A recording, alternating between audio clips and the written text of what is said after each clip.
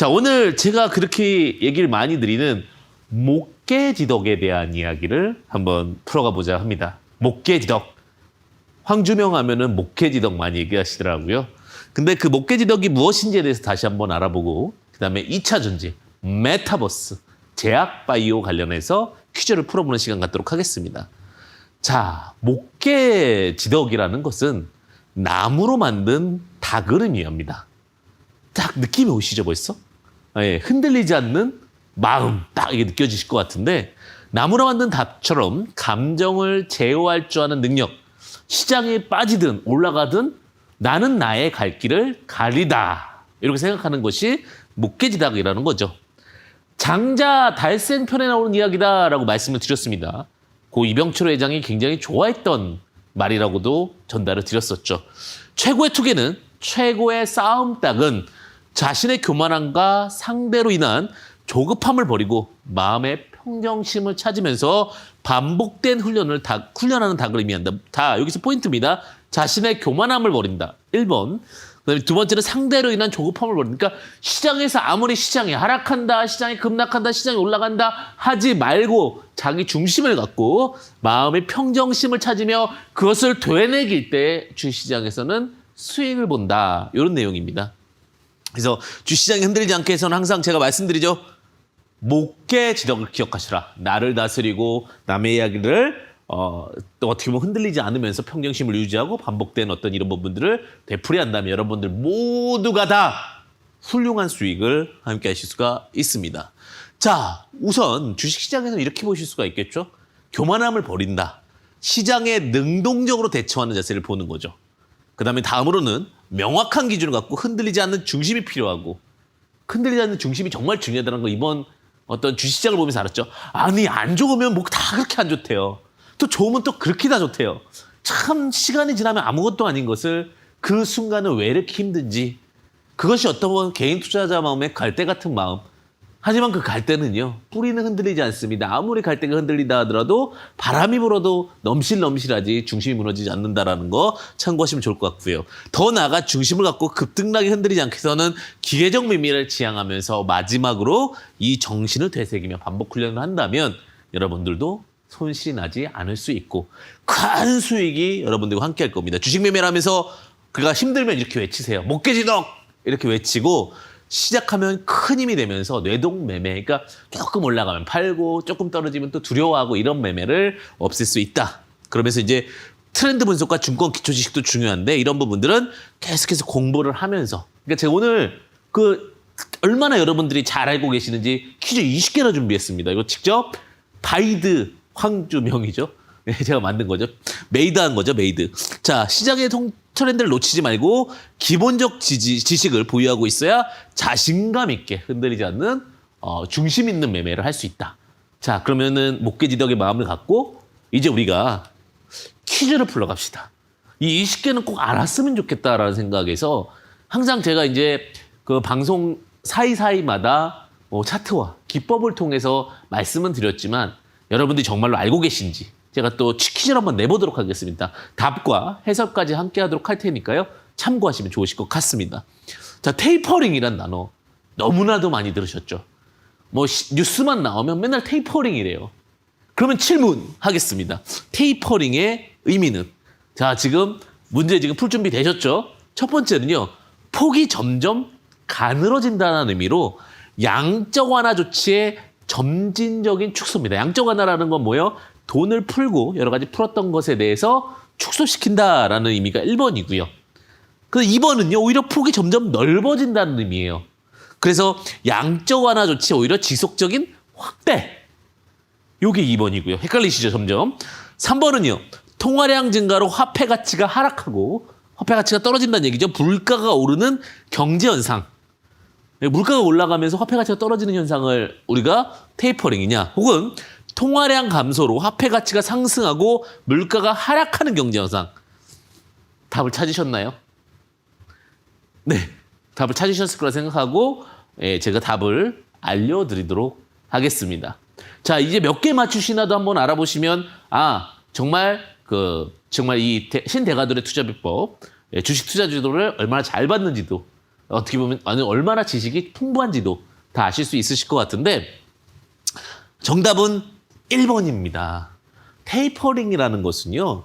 결국 이렇게 불꽃처럼 이렇게 좁아지는 거 있잖아요. 불꽃 촛농의 마지막 그 점은 굉장히 좁잖아요. 그것처럼 뉴스에 나오는 거는 폭이 점점 가늘어진다는 의미예요. 그러니까 우리가 폭이 점점 가늘어지기 때문에 돈을 풀었던 것, 시장에 풀었던 자금들이 점차적으로 줄어드는 것을. 그래서 우리가 테이퍼링 걱정됩니다라고 하는 것은 푼 자금에 대한 부분들이 이제 줄어들게 되면 뭐 우리가 100억 줬던 것이 10억 혹은 5억, 3억 이렇게 되면 당연히 시장에서 좀 부담감을 느낀다라는 얘기죠. 그리고 요거 그 물가가 오르는 경제 현상은 뭐예요? 물가가 오른다? 인플레이션. 그러니까 이런 단어들은 항상 기본적인 지식을 갖고 있어야 됩니다. 단순히 그냥 테이퍼링이 나왔네 안 좋은 것 이런 게 아니라 테이퍼링이 무엇인지. 그렇기 때문에 제가 그런 얘기를 드렸어요.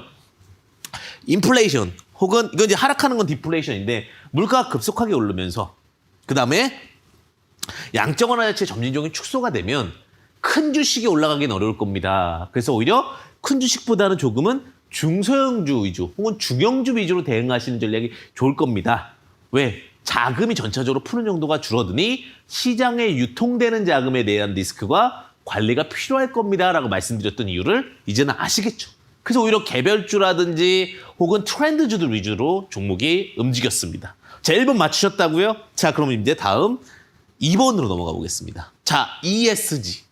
워낙 요즘에 뉴스상에서 많이 나오는 얘기입니다. 네, ESG의 투명 경영과 지속 발전 핵심 가치 3가지. ESG가 대체 무엇일까? 자, 풀으셨나요? 여기 힌트가 딱 있어요. Environment, Social, Governance. 자, 영어만 잘 푸셔도 됩니다. 자, 근데 우리가 요즘에 이제 커피숍 가게 되면 일회용 커피잔 이제는 그만 사용하고 다시 실내에서 먹을 때 머그컵을 사용하겠습니다라고 얘기를 하죠. 지금 코로나가 급격하게 오게 되면서 마스크라든지 폐기물에 대한 이슈들이 굉장히 많습니다. 근데 지속가능, 결국은 우리가 매연이 아니죠. 정정하겠습니다. 결국은 시장에서 전기차로 넘어가는 이유가 뭡니까? 탄소 배출과 환경오염, 매연 때문에 그러는 거죠. 앞으로 우리나라뿐만 아니라 전 세계는 환경에 대한 이슈들이 굉장히 핫합니다. 그러다 보니까 우리가 기업 분석을 할 때는 항상 무엇을 걱정해야 됩니까? 환경을 걱정해야 되겠죠. 그럼 친환경? 딩동댕이네요. 그죠? 그러면서 단순히 어떤 회사만을 위해서 비즈니스하는 모델은 좋습니까? 안 좋습니까? 안 좋죠. 그러면은 사회적 책임. 그러니까 회사가 단순히 뭐 이윤만을 추구하기 위해서 비즈니스를 한다? 안 좋습니다. 마지막 가버넌스, 지배구조 개선이라는 건 뭐냐면 예전에는 그런 게 굉장히 많았어요. 결국은 일감 몰아주기 혹은 회사끼리 돌리기 뭐 이런 부분들이 있었는데 그런 게 아니라 공정한 경쟁, 공정한 가치에 대한 이야기가 나오게 되면서 ESG 기업을 찾아라. 이 기업이 정말 ESG 기업입니까? 이 질문을 하는 거죠. 그러면 거기서 부과된 점수 혹은 점수의 어떤 확실성 이런 부분들이 있는 거죠. 그와 반대가 뭐예요? 원래는 사실 우리 경제학적 용어에서 어떤 기업의 운영에는 가장 큰 목적 중에 하나가 이윤의 극대화라는 얘기인데 영업이익 극대화. 요거는 ESG랑은 조금 안 맞는 내용이죠. 그래서 딱 기억하시면 이 기업이 ESG 기업이다. 요즘 뉴스에서 굉장히 많이 나온 이슈죠. ESG 기업으로 두각. 이렇게 되면 지금 현재 트렌드에 맞는 기업이기 때문에 플러스 5점 이렇게 점수를 준다라고 생각하시면 되겠죠. 요거 맞추셨나요? 네. 물론 영어만 잘하시는 분들이라도 맞힐 수 있는데 조금 어려울 것 같아서 제가 이렇게 정리해드렸는데 이런 거 좀 인지하고 계셔야지 나오는 뉴스들. 가장 많이 나오는 뉴스들을 제가 뽑았습니다. 왜냐하면 제가 강의를 드리면서도 차트를 드리면서도 결국은 이런 부분들이 정리가 안 되면 언제나 여러분들 힘들 거란 생각에 만들어 드린 거니까 참고하시면 좋으실 것 같아요. 제가 그러면서 진짜 3,200포인트 때, 지수 3,200포인트 때, 이 자리 너무 높은데요. 근데 이제 그때 제가 말씀드릴 때, 많은 쪽에서, 물론 잘 하시는 분들도 있겠지만, 우리 4,000선 간다. 막 4,500선 간다. 제가 그때 방송에서 그런 얘기 듣죠. 이건 아닌데. 네, 그런 얘기를 드렸던 이유가 뭐냐면, 이겁니다. 자, 일반적으로 워렌 버핏 지수가 70에서 80%가 저평가된 증시인데 우리 증시가 100% 이상 초월하면서 과열이 나오게 됐어요. 그러면서 제가 그런 얘기를 드렸습니다. 3,200, 3,300 너무 빠릅니다. 오히려 지금은 공격적인 매매는 힘듭니다라고 말씀을 주셨어요. 제가 신대가에 나오면서 그런 얘기 드렸죠. 그랬더니 시장은 그때 좋을 때는요 다 좋대요. 그러니까 그 분위기에서 중심이 목깨지덕이 안 잡히는 거예요. 근데 이거 워렌 버핏 지수를 알고 있었으면 그때는 오히려 큰 종목은 대응형으로 대응을 하셨어야죠. 그러면 요 워렌 버핏 지수는 무엇일까요? 자, 1번 국내 총생산 대비 시가총액 비율, 2번 국내 국민 총생산 대비 시가총액 비율. 자, 그 다음에 3번 국내 총생산 대비 총매출액 비율, 4번 국민 총생산 대비 총순이익 비율. 맞추셨습니까? 네, 그렇죠. 가장 일반적인 게 답일 가능성이 크죠. 많이 들어본 게 뭘까요, 우리가? GDP를 많이 들어보셨습니까? GNP를 많이 들어봤습니까? GDP라는 거는 국내에서, 더메스틱이거든요. 자국 내에서 만들어진 생산비고, 그 다음에 GNP는 내셔널이거든요. 내셔널이라는 것은 국가적인 내용이잖아요. 국가입니까? 국가라는 건 저 다른 나라에 있어도 우리나라 국민이라면 그것들이 반영된다라는 건데, 자, 그쵸. GDP가 뉴스에 제일 많이 나오잖아요. GDP 대비 시가총액 비율이 너무 많이 벌어진 거예요. 가지고 있는 데 대비 우리가 그 청산가치라고 얘기를 하는데 총생산은 이만큼 하고 있는데 시가총액이 너무 위에 있으면 주식은 본질은 획일해서 가치에 수렴한다는 얘기 아시죠? 그것이 뭐야? 국내 총생산 대비 시가총액 비율입니다. 정리되셨죠? 자, 여기까지 지금 다 맞추셨다. 정말 잘하시는 거예요. 경제 용어 중에 가장 많이 나오는 거고. 자, 그러면 이번에는 정말 금속 중에서 정말 핫한 금속 하나 제가 소개시켜 드리려고 합니다. 이거를 맞추셔야 어떻게 보면은 내가 금속에 대해서 좀 알고 있다. 이렇게 말씀 좀 드릴게요. 자, 4번 문제입니다. 닥터코퍼. 이 금속은 닥터라는 거는 의사라는 얘기죠. 이 금속은 원유나 금보다 지정학적 정치적 영향을 덜 받고 제조업 분야, 자동차 나왔습니다. 자동차면 2차 전지 들어가는 겁니다. 자, 쓰이는 금속으로 실물 경제를 예측하는 선행 지표인 금속. 자, 이게 올라가면은 뭐가 된다는 얘기예요. 다시 한번 리오프닝 관련 수혜주들도 갈 수 있고, 물론 지금 많이 가 있긴 하지만, 근데 이게 또 어디 역할을 하냐면 질문 없는 내용 하나 드릴게요. 음극재의 파네스입니다. 동박이라고 부릅니다. 자, 1번 알루미늄, 2번 구리, 3번 코발트, 4번 망간. 자, 양극재에 쓰이는 거는 알루미늄이죠. 자, 코발트, 망간, 구리 중에 어떤 걸까요? 음극재에 쓰이는 거는? 그렇죠. 닥터코퍼. 쿠퍼.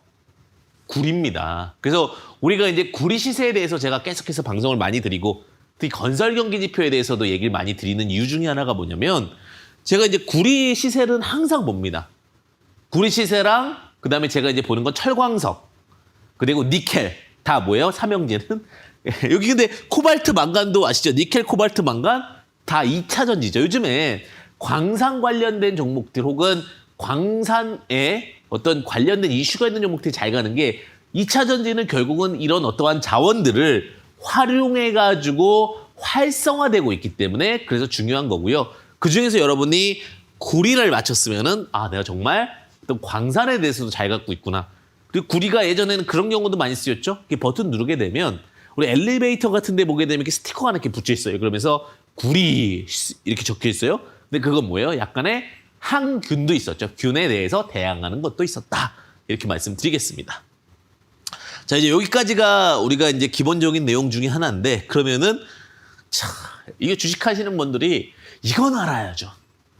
물론 지금 대한민국 상장사 중에 그러니까 이런 종목들은 지금은 비중을 많이 실기는 조금 부담스럽죠. 왜?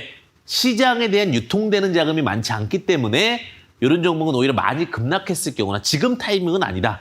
오히려 지금은 중형주나 소형주가 좀 더 유리할 수는 있지만 그래도 우리가 뭐 이렇게 적금 넣듯이 할 수 있는 종목이죠. 왜? 쉽게 무너지지 않을 종목이니까. 그러니까 적금 넣듯이 매달 주가가 어느 정도 선에서 분할해서 매수하면 수익을 볼 수 있는 거죠. 뉴스도 나왔죠. 네, 삼성전자를 몇십 년 동안 사가지고 큰 수익을 본 분. 그런 내용인데 시가총액이 높은 순으로 나열한 것은 시총과 상황에 따라 변경될 수 있지만 현 시점에서 그렇습니다. 자, 1번 삼성전자, SK하이닉스, 카카오, 네이버. 2번 삼성전자, 삼성바이오로직스, SK하이닉스, 네이버. 3번 삼성전자, SK하이닉스, 네이버, 카카오. 4번 삼성전자, 현대차, LG전자, 네이버. 어려우시죠? 자, 정답은 어떤 걸까요? 바로 나오시면 내가 그래도 상위 한 10종목 정도에 대한 시총은 순서대로 알고 있으면 시장 트렌드를 놓치지 않고 있구나. 내가 이걸 놓치고 있다면 조금은 아직 내가 공부가 조금은 부족하구나. 혹은 시장에 대해서 너무나 무관심하구나. 정답은요. 자, 1번은 뭐가 틀렸을까요? 삼성전자, SK하이닉스 맞죠? 여기 물론 2위가 LG에너지솔루션에 올라오긴 했지만 그저 네이버가 카카오보다 시총이 높죠. 그러니까 요 정도 10개 정도 상장사 시총 높은 건 항상 기억하고 계시자. 그럼 2번은요? 그죠? 삼성전자, SK하이닉스, 네이버죠. 자, 3번은요? 그죠? 3번은 틀린 게 있나요? 없죠. 정답은 3번입니다. 삼성전자, SK하이닉스, 네이버, 카카오. 자, 이런 식으로 우리가 삼성전자 다음에 네이버, 현대차, LG전자 뭐 이런 식으로 구분해 볼 수가 있겠죠. 자, 어쨌든 간 3번입니다. 삼성전자, SK하이닉스, 네이버, 카카오. 이걸 또 공부하시면 좋고요. 자, 이제는 여러분들 2차 전지를 한번 공부해 보도록 할게요. 제가 그 앞에 있는 내용들 5가지는 꼭 아셔야 될 용어들이에요. 테이퍼링이라든지 그다음에 워렌 버핏 지수, 그리고 닥터 쿠퍼, 그다음에 상장사 한 10개 정도의 시총 순위. 이런 것들은 기본적으로 알고 계셔야 시장의 흐름의 변화. 그러니까 10개 종목들이 어느 정도 시총 순위가 있지? 그럼 이게 과한 구간인가? 혹은 부담스러운 구간인가? 이런 것들이 계산이 될 수 있기 때문에. 그리고 우리가 항상 아시지만 이게 이제 상위 10개 종목이 대부분의 시총을 차지하는 경우들이 많기 때문에 참고하시면 좋습니다. 자, 그럼 이제 2차 전지 준비되셨나요? 시황에 대해서는 이 정도 용어 알고 계시면 되고 2차 전지 5개 정도 질문이 나갈 건데 얼마 정도 알고 있으실지 한번 기대해 보겠습니다. 자, 화학에너지가 전기에너지로 바뀌는 횟수가 여러 번 가능한 전지다. 충전이 된다. 쉽죠? 어려우실 수도 있어요. 1번 1차 전지, 2번 2차 전지, 3번 3차 전지, 4번 알칼리 건전지. 광고 아닙니다. 자, 정답은 그렇죠. 2차 전지죠. 자, 요거 조금 구분을 해볼게요. 1차 전지, 2차 전지, 3차 전지에 대해서는. 1차 전지를 생산하는 업체도 굉장히 많습니다. 우리가 뭐 이렇게 편의점 같은 데 가면 이렇게 한 번 쓰는 건전지 있잖아요. 그냥 어떠한 전기를 넣어가지고, 보시죠? 화학에너지를 전기에너지를 바꿀 수 있게끔 만들어서 쓰는 일회용 건전지는 우리가 1차 전지라고 합니다. 한 번만 쓰는 걸. 근데 우리 예전에 이제 장난감 같은 데 보게 되면 충전기 꽂아가지고 쓰는 거 있죠. 혹은 전기차도 마찬가지로 충전해서 이 건전지를 또 쓸 수 있잖아요. 물론 많이 쓰게 되면 그 수명이 좀 답니다. 그러니까 그 어떠한 기간은 있지만 충전할 수 있다. 여러 번 쓸 수 있다라는 거는 2차 전지입니다. 그러니까 반복해서 쓴다라는 것이 2차 전지고 3차 전지에 대한 이슈도 좀 있으면 나올 거예요. 3차 전지는 뭐냐면 이 건전지가 자기가 이제 다시 충전도 돼. 그러니까 전기적 에너지가 아니라 막 지나가면서 충전까지 자기 알아서 되는 거예요. 이게 뭐예요? 3차 전지라는 거죠. 근데 지금 우리가 그 건전지 중에선 2차 전지에 대한 이슈들이 가장 크고 2차 전지가 이제 친환경적인 건 뭐예요? 여러 번 쓸 수 있고 그다음에 매연이나 이런 부분들에 대해서 좀 덜하고 그리고 어떠한 내연기관에 대한 부분들보다는 좀 소음도 덜하고 근데 이제 속도가 내면 사실 소음 문제가 좀 있거든요. 그 부분의 해결책도 좀 나온다고 하니까 그런 부분도 좀 체크해 보시면 좋으실 것 같아요. 자, 요거는 항상 좀 기억하셨으면 좋겠어요. 왜냐하면 요 분류에 따라 종목의 속도가 달라요. 그러니까 2차 전지라고 해서 다 종목들이 다 잘 가는 게 아니니까 이런 걸 알고 계셔야 무조건 2차 전지라고 해서 매매를 진행 안 할 거 아니에요. 어떻게 보면. 그죠? 자, 2차 전지 3대 제조 공정은 굉장히 중요합니다. 자, 1번 전극 공정, 조립 공정, 활성화 공정. 2번 전압 공정, 패턴 공정, 활성화 공정. 3번 저항 공정, 조립 공정, 테스트 공정. 4번 전극 공정, 패턴 공정, 활성화 공정. 어렵습니까? 어렵죠. 자, 이걸 맞추시면 2차 전지를 정말 잘 알고 계신다. 이렇게 말씀드리겠는데 정답은요. 잠시만 시간 달라고요? 네, 정답은 1번입니다. 근데 제가 이거를 그 퀴즈로 낸 이유가 있어요.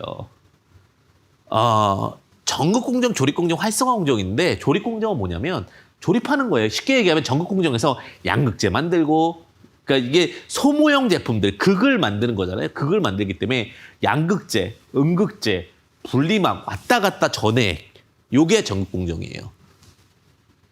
근데 이 전극 공정이 다 된 걸 제품을 만들어서 파우치에 끼고 이런 것들이 조립 공정이고요. 정말 이 정기적 테스트를 통해 가지고 진짜 진행되는지를 확인하는 것이 활성화 공정입니다. 근데 우리가 2차전지 종목을 갖고 있대. 근데 다 2차전지 종목들은 가는데 안 가는 2차전지가 있어요. 그러니까 안 가진 않겠죠. 시장이 넓으니까 다 가긴 가는데 내 종목만 왠지 소외받고 있는 것 같고 내 종목만 느린 것 같고 그런 경우들이 발생을 하잖아요. 왜 그러냐? 전극 공정 같은 경우는 우리가 얘기하는 양극재라든지 음극재라든지 전해질 분리막 이런 것들은 소모성이에요. 쓰고 없어지고 쓰고 없어지고 그러다 보니까 계속해서 매출이 만들어집니다. 그러다 보니까 양극재 관련된 종목 에코프로비엠도 엄청나게 상승했었고 그다음에 음극재 포스코 케미칼도 엄청나게 상승했었죠. 그런데 조립공정 같은 경우 제가 종목은 일부러 얘기 많이 안 드릴게요. 가슴 아프잖아요. 그죠? 근데 잘 보면 조립공정 같은 경우 한 번 만들면 그 만들 때는 뚝딱뚝딱뚝 만들고 카파 늘릴 때까지 참 좋아요. 참 좋은데 만들고 나서 그게 문제예요. 만들고 나서는 또 매출이 없어. 또 뚝딱뚝딱뚝딱 만들고 나서 만들고 나면 그러니까 이게 소모성 제품이 좋은 게 뭐냐면 소모성 제품은 계속해서 지속적으로 수요가 나오잖아요. 그러니까 제가 늘 말씀드린 게 이제 양극재가 많이 갔으니 음극재를 보자. 혹은 그때 제가 말씀드렸던 뭐 예를 들면은 전해액을 보자. 혹은 뭐 CNT 도전제를 보자. 다 소모성 제품들을 말씀드렸어요. 근데 완성형 제품들은 오히려 차트가 많이 바닥에 있거나 혹은 저평가됐을 때 부분 가치를 갖고 가야지 장기적인 플랜으로 갈 때는 어느 정도 박스 매매가 더 유리할 수도 있다는 얘기까지도 말씀을 드렸던 거죠. 알고 투자하셔야 됩니다. 그래야지만 장기 투자도 되고 큰 수익이 가능하니까 어디에 그 목깨지덕이라는 것은 결국은 흔들리지 않고 들고 있는다는 얘기인데 전극 공정에서 흔들리지 않고 들고 있는 거랑 물론 조립 공정도 잘 갈 수 있는 종목들 카파 바뀌고 공장 다 바뀌면서 새로운 것 다 깔 때는 당연히 잘 가겠죠. 그럼 그 깔 때까지나 혹은 어떤 매출이 터질 때까지 그 수익 구간을 또 계산하는 게 중요한 거죠. 그다음에 활성화 공정까지도 말씀을 좀 드렸다. 자, 조금 어려웠습니다. 이거 맞추신 분은 잘 하신 겁니다. 자, 그럼 세 번째. 자, 제가 힌트를 다 드린 것 같아요. 그죠? 양극, 음극, 조립, 분리막 등을 만드는 공정. 자, 양극재, 음극재, 분리막. 1번 조립 공정, 2번 활성화 공정, 3번 테스트 공정, 4번 전극 공정. 이거 못 맞추시면 앞에 강의 잠시 조르신 건데. 그렇죠. 전극 공정이에요, 전극 공정. 전극 공정이라는 것은 극을 만든다라는 거잖아요. 우리가 양이온이 음이온을 가서 이렇게 만나는 게 이게 전기가 흐르는 거니까 그러니까 전류를 흐른다고 그러잖아요. 그러니까 양이온이 그러니까 하이니켈로에서 쫙 좋아졌어. 그럼 이제 음극재가 이게 머금는 거거든요, 사실은. 이 음극재 기술에 대한 얘기들이 굉장히 많이 나올 거예요.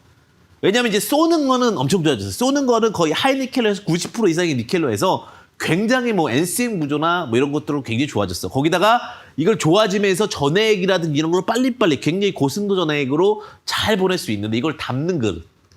이걸 이제 음이온이라고 그러거든요. 담는 그릇을. 근데 이게 지금 흑연으로 만들어요. 흑연. 흑연으로 만드는데 흑연에다가 실리콘을 섞을지 아니면 이게 전고체가 될지 이런 것들이 또 재밌는 거예요. 주식은 알면 알수록 재밌는 건데 그러한 부분 속에서 제가 말씀드리는 거는 그 음극재 발달, 양극재 발달, 이제 음극재 발달 이런 얘기를 하면서 제가 주가가 가장 잘 갈 수 있는 곳은 어디다? 전극 공정이다라고 말씀드리는 거예요. 4번. 자, 이거 못 맞추셨으면 앞에 이야기 안 되는 거예요. 틀리시면 안 되는 거죠, 당연히. 그리고 제가 지금 말씀드렸죠. 이제 앞으로 어디를 봐야 된다? 음극재 발전을 봐야 된다라는 거죠. 지금 미국 같은 경우는 이 음극재 발전을 하기 위해서 실리콘을 넣기도 하고 그래핀을 넣기도 하고 여러 가지 지금 고민을 하고 있습니다. 그런 부분을 또 먼저 잡으면 선택하시면 나중에 또 양극재 초창기 때 그 상승률만큼 또 음극재 상승률을 하는 거죠. 그러니까 신대가를 잘 보시게 되면 또 음극재 스토리들을 또 이야기 드릴 수 있으니까 그 부분도 참고하시면 좋으실 것 같습니다. 오늘 이제 계속해서 이제 공부와 그다음에 어떤 내용들 여러분들과 함께 하고 있습니다. 자, 조금 어려워 보이죠, 그죠? 자, 양극재 물질은 크게 NCM, 니켈, 코발트, 망간과 NCA, 니켈, 코발트, 알루미늄으로 많이 사용된다. 특히 효율성에 의해 하이니켈이 양극재니까 하이니켈, 니켈을 많이 씀으로써 효율성이 되는데 이게 이제 뭐가 문제냐면 발화점이 문제예요. 발화점. 그러다 보니까 요즘 나오는 게 뭐예요? 리튬, 철, 인산, LFP. 지금 LG에너지솔루션에서 여태까지 저희는 이제 하이니켈, NCM이나 NCA를 중심으로 해서 굉장히 고급 차들이 많이 쓰이는 걸 했는데 큰 차들 같은 경우는 오히려 LFP도 괜찮아요. 그래서 그런 부분이 나오고 있죠. 우리나라에 주된 건 뭐예요? NCM과 NCA를 하는데 질문입니다. 이거는 약간 넌센스 퀴즈와도 같아요. NCM과 NCA에 공통적으로 사용되는 니켈 외의 양극화 물질은 1번 구리, 2번 코발트, 3번 망간, 4번 알루미늄. 자, 이 가격이 높아서 사실은 하이니켈로 간 거예요. 그러니까 이 가격이 너무 높아요, 사실. 그러다 보니까 이 기업과 관련된 회사는 코스모학이라는 회사가 있어요. 네, 코스모학이 지금 이쪽 광산이 있고 그래서 코스모학도 장기적인 플랜에서는 좋다라는 이슈가 좀 있는 거죠. 제 종목적인 부분이니까 공부를 하다 보니까 어느 쪽 섹터가 되고 어느 쪽에서 종목들이 체크가 될 수 있는지도 볼 수가 있는 거죠.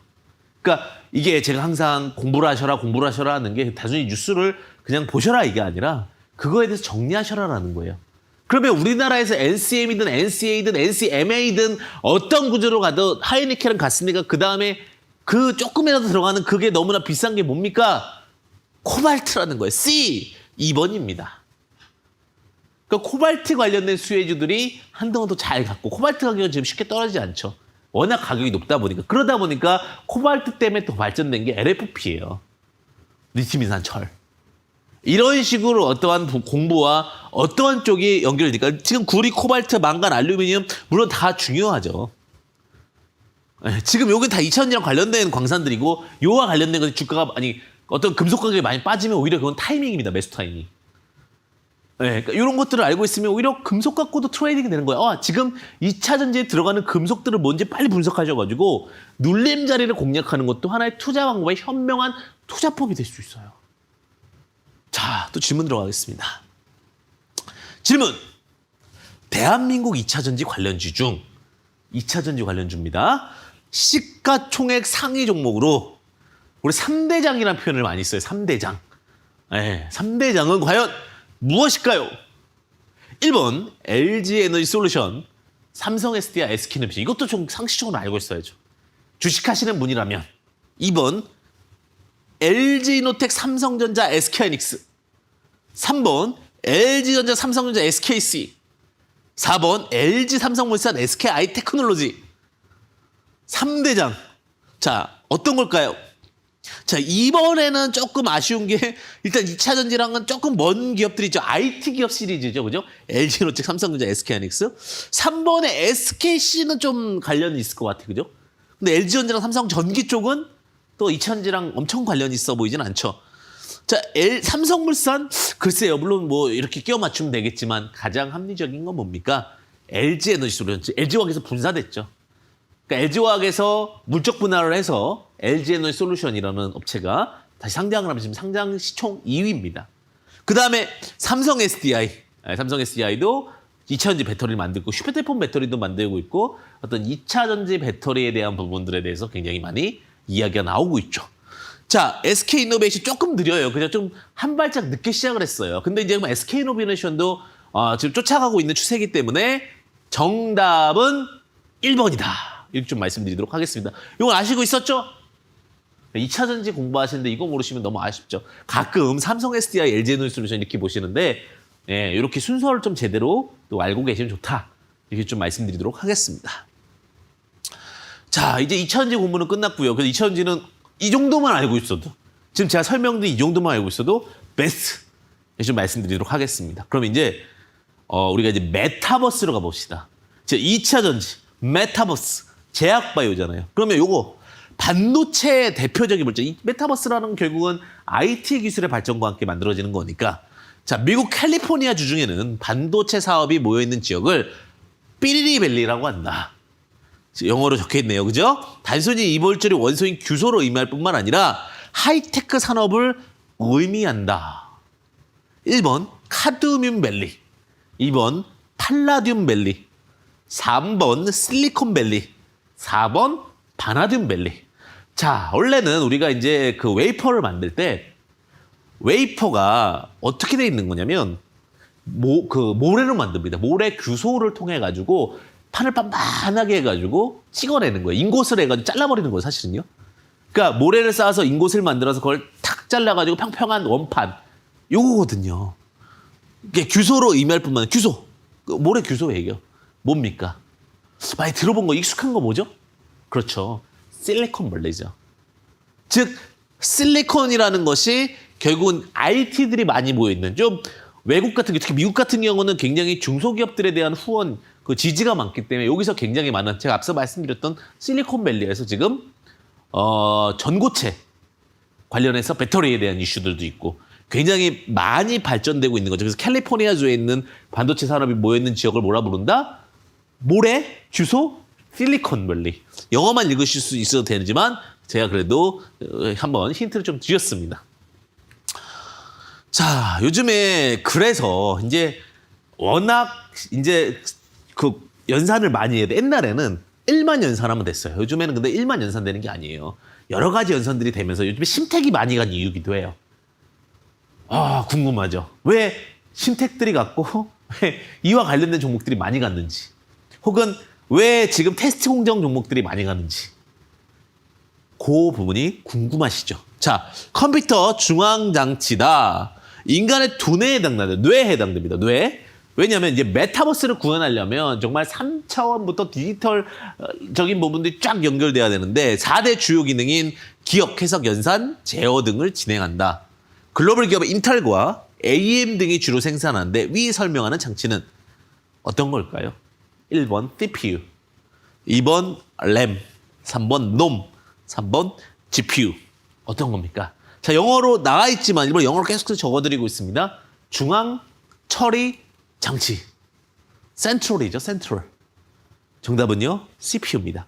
인텔이 이 CPU, 뇌를 좋게 만들었어요. 뇌를 좋게 만드니까 그 다음에 변화가 쫙쫙쫙 일어나는 거예요. 여태까지 가만히 있다가 뇌를 좋게 딱 만들어버리니까 그에 따라서 이제 뇌가 좋아지면 수행 능력을 할 수 있는 것들이 많이 늘어나게 되면서 램도 좋아지고 다 좋아지는 거거든요, 사실은.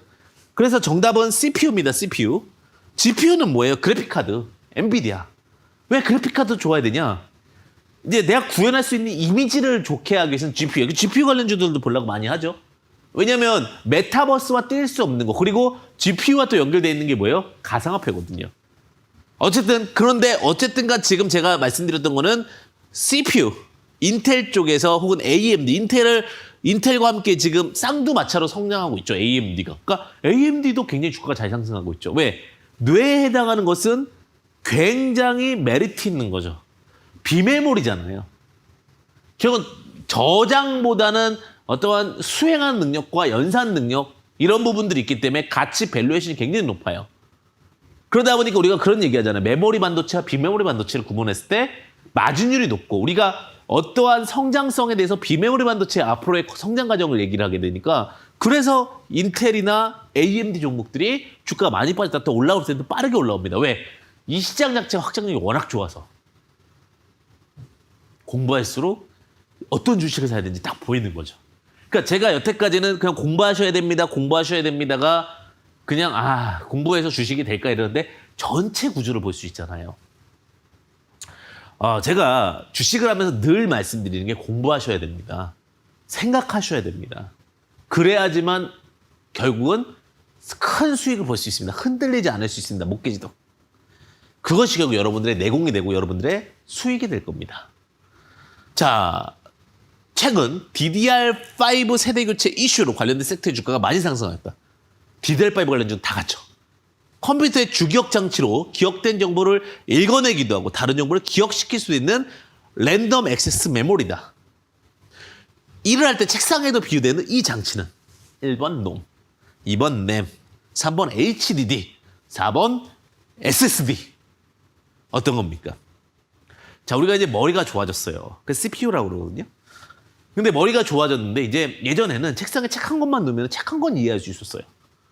근데 지금은요, 책을 여러 권 놔도 다 통상입니다. 책상을 크게 만든 거예요. 책상을 크게, 책상과 같은 역할. 그러니까 내가 책을 여러 개를 펼쳐도 돼. 그 책을 접어가지고 놓는 거는 이제는 결국은 하드디스크라든지 여러 가지 저장 장치고 근데 내가 책을 펴놓는 행위, 책을 펴놓고 여러 가지를 동시에 수행할 수 있는 책상과 같은 게 뭐예요? 머리가 좋아졌으니까 책을 많이 펴놓을 수 있다. 이 직접적인 거잖아요. 그죠? 그게 뭐예요? 동시에 수행할 수 있는 능력은 램입니다. 램. 그래서 DDR5가 램이고 이와 관련해서 교체가 되다 보니까 어떤 종목들이 가기 시작했냐면 DDR5 관련된 만드는 종목들이 갔고 또 하나가 뭐가 갔어요? 소켓들이 갔어요. 테스트 소켓들이. 아니 왜 그 테스트 소켓들이 가냐면 결국은 이제는 판이 달라졌잖아요. 그러니까 예전에 만약 요만한 반도체를 만들려면 그거보다 더 큰 반도체를 만들거나 지축도를 놓으려면 테스트 소켓을 바꿔야 됩니다. 반도체는 반도체를 만드는 것도 중요한데 검사하는 장비랑 검사하는 소켓 끊임없이 또 써야 되는 거예요. 반도체 하나마다 소켓 하나가 꽂혀 들어가면 그 소켓 하나하나는 뭐예요? 소모성 제품이죠. 그러니까 저는 지금 반도체 관련된 종목 중에서는 전 딱 두 가지가 정말 매력적이라고 봐요. 테스트, 후공정 관련된 거. 왜냐면 테스트가 지금 다 바뀌어야 되는 거예요. 반도체가 다 바뀔 때마다 테스트 소켓도 바뀌고 어쨌든 테스트는 안 할 수가 없잖아요. 어떤 반도체가 들어온다 하더라도 테스트는 마지막에는 해야 됩니다. 왜? 반도체는 기장비이기 때문에 오류가 나거나 문제가 있으면 안 되는 굉장히 예민합니다. 그래서 오히려 제가 이제 뭐 우리가 반도체 8대 공정이라고 그러죠. 8대 공정 중에서 오히려 그 설계 공정과 그 다음에 테스트 공정, 처음과 끝만 이해하면 됩니다. 나머지 그 사이마다 뭐 전선을 끼고 그 다음에 막 방막을 입히고 그리고 뭐 노광을 하고 이런 공정도 중요하지만 제가 볼 때는 그런 과정들 중에서 테스트 공정 관련된 종목도 쫙 찾아보면 되겠죠. 반도체 테스트 공정 뭔지 쫙 주식을 찾아보는 거예요. 그 주식 속에 또 뭐가 있어요? 답이 있습니다. 자, 이제 좀 너무 잘 맞추신다고요? 지금까지 다 맞추신 분? 있으신 것 같아요. 자, 그러면 또 이제 메타버스 들어가겠습니다. 가상현실이라는 의미를 가지고 있습니다. 제가 벌써 답을 부른 것 같은데 현 세계와 같은 정치, 사회, 경제, 문화 여기서 들어간 건 뭐냐면 경제 때문에 이게 컸어요. 사실. 최근 네이버 Z의 제페토 서비스가 플랫폼으로 두각받고 있는데 이 용어는 뭐예요? 1번 메타버스, 2번 옴니버스, 3번 메타랩스, 4번 메타링크. 많이 들어본 게 어떤 거죠? 그죠, 메타버스죠. 메타버스라는 건 뭐냐면 메타라는 건 초월했다는 의미예요. 초월한. 버스라는 건 유니버스를 의미해요. 즉 우주 혹은 내가 지금 살고 있는 세계관이 뛰어넘은 걸 메타버스라고 합니다. 근데 이 메타버스라는 건 게임이라는 용어로 낼 수도 있지만 내가 잘 3, 4기에 있는 것도 메타버스예요. 근데 이 메타버스가 성장하게 된 이유는 뭐냐? 경제가 만들어졌어요. 자, 메타버스 하는데 대기업이 다 뛰어들고 있잖아요. 삼성도 뛰어들었고 현대도 뛰어들었고 다 뛰어들었어요. 그럼 메타버스 성장하겠죠, 당연히. 왜? 그런데 그 메타버스가 중요한 거는 경제 구조가 만들었죠. 그 경제 구조가 NFT와 FT죠. FT는 가상화폐죠. 그리고 그 구조에 따라서 거래가 되고 있는 로직이다. 자, 제가 왜 NFT 설명을 안 드렸냐, FT 설명 안 드렸냐, 그 다음 질문입니다. 대체 불가능한 토큰, 난 펀저블 토큰으로 블록체인 기술을 사용해서 별도의 고유한 인식값을 가지고 있어 상호 교환이 불가능한 토큰을 의미한다. 제일 중요한 건 뭐예요? 상호 교환이 불가능하다. 자, 게임, 예술품, 부동산 등 기존 자산을 토큰화할 수 있는 수단이면 이것은 1번 NCM, 2번 NFK, 3번 NFT, 4번 NFC. 너무 쉽나요? 정답은 NFT입니다. 야, 근데 이거랑 이제 상반되는 게 FT인데 우리 가상화폐는 FT라고 부르고요. 그 다음에 그 NFT는 NFT라고 부르죠. 자, 뭐냐면 채권과도 같은 거예요. 혹은 계약서와도 같아요. 그래서 이 계약서와 관련해서 경제 구조가 생성되는 거죠. 왜냐하면 내가 땅을 우리가 이제 현실 세계에서 땅을 살 수 있겠지만 결국은 비현실 세계에서 땅을 사고 싶잖아요. 근데 그것을 기록화해서 보여주는 게 NFT고 이 NFT 때문에 사실은 메타버스가 굉장히 빠르게 컸습니다. 그 메타버스가 성장하게 된 원인은 뭐냐면 이 NFT다라고 저는 당당하게 말씀드릴 수 있다. 자, 이제 여기까지 하면 이제 메타버스 세계까지 다 봤죠. 자, 그래서 2차 전지, 메타버스, 제약바이오까지. 저 메타버스 이 정도 공부했으면 또 어느 정도 됐죠. 그러니까 5문제 안에서 여러분들이 웬만큼 이해할 수 있게끔 만들었습니다. 자, 지금까지 다 맞추신 분 15개 문제인데 있으신가요? 이제 마지막 5문제 열심히 풀어보시면 다 맞으셨으면 정말 잘 알고 계신다. 이렇게 좀 말씀드리도록 하겠습니다. 자, 제약회사가 새로운 의약품을 만들면 약 20년 정도의 특허권을 인정합니다. 특허권이 지나면 다른 회사도 의약품의 주성분을 합성하여 판매가 가능합니다. 기존의 제품과 완벽하게 동일하지 않으므로 이렇게 용어를 붙입니다. 관련된 용어는 무엇입니까? 특허가 지나면 복제할 수 있다는 얘기잖아요. 원래 우리 복제 관련된 종목을 잘 갔던 종목이 뭐 셀트리온이나 이런 종목들이었죠. 우리나라 같은 경우 신약은 FDA 승인을 받고 이런 시간들이 많이 걸리다 보니까 대부분 복제를 해가지고 특허 기간 끝난 것들, 우리가 알고 있는 뭐 해열제, 진통제 이런 것들이 대부분 복제약들이 많습니다. 자, 그럼 이 용어를 뭐라 부를까? 1번 바이오 신약, 2번 바이오 시밀러, 3번 바이오 시퀀스, 4번 바이오 재생. 어떤 겁니까? 그렇죠. 자, 신약이라는 것은 결국은 임상 1상, 2상, 3상, 4상을 거쳐가지고 진짜로 새롭게 만드는 약입니다. 이게 하면 대박인데 쉽지가 않아요. 그러다 보니까 시밀러 영어가 뭐예요? 비슷하게 만들다. 그래서 복제약 바이오 시밀러를 만든다. 정답은 2번입니다. 자, 요것도 알고 계시면 좋죠. 저희가 우리나라가 가장 능력 있는 게 뭐예요? 제조업이잖아요. 자, 항체 바이오 위약품 위탁 생산 CMO (Contract Manufacturing Organization과 위탁 개발 CDO (Contract Development Organization을 함께 일컫는 말이다.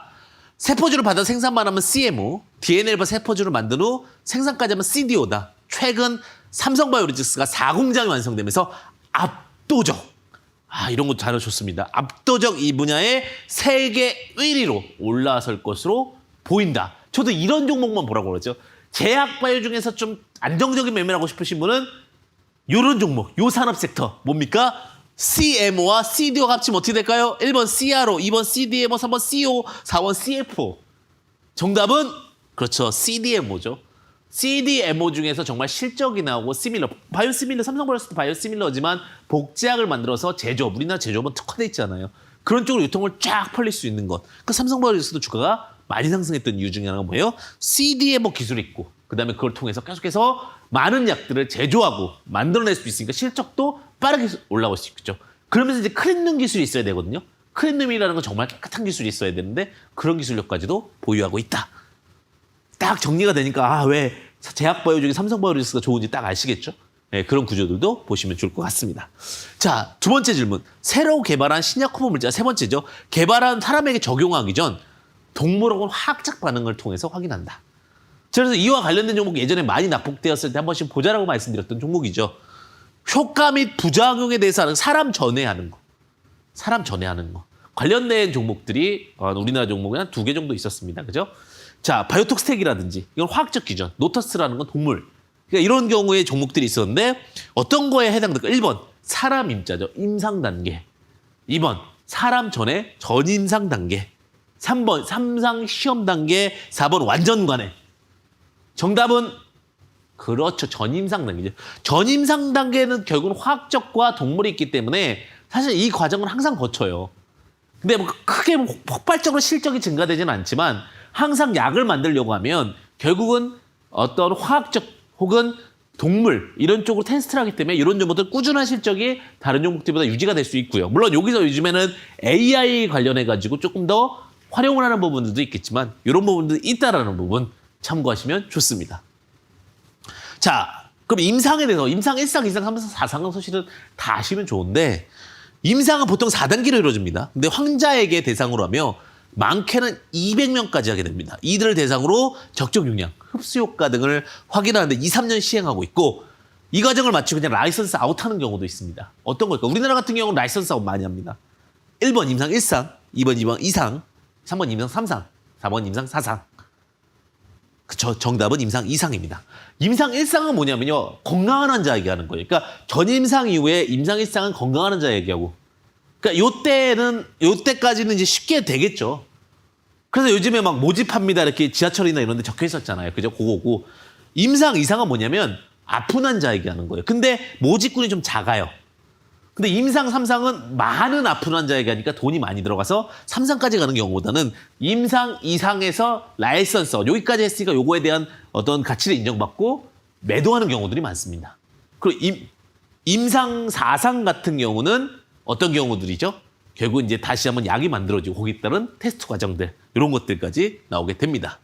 자, 요것도 중요해요. 제약바이오 중에 현재 시가총액이 높은 종목은 어떤 걸까요? 맞습니다. 1번. 그죠. 지금 아직 가장 규모가 그거죠. 삼성바이오로직스. CDMO가 있다라는 거죠. 그 다음에 셀트리온. 그 다음에 SK바이오 사이언스. 그 다음에 HRB. 이렇게 이루어져 있다. 여기까지 다 맞추셨으면 정말 베스트다.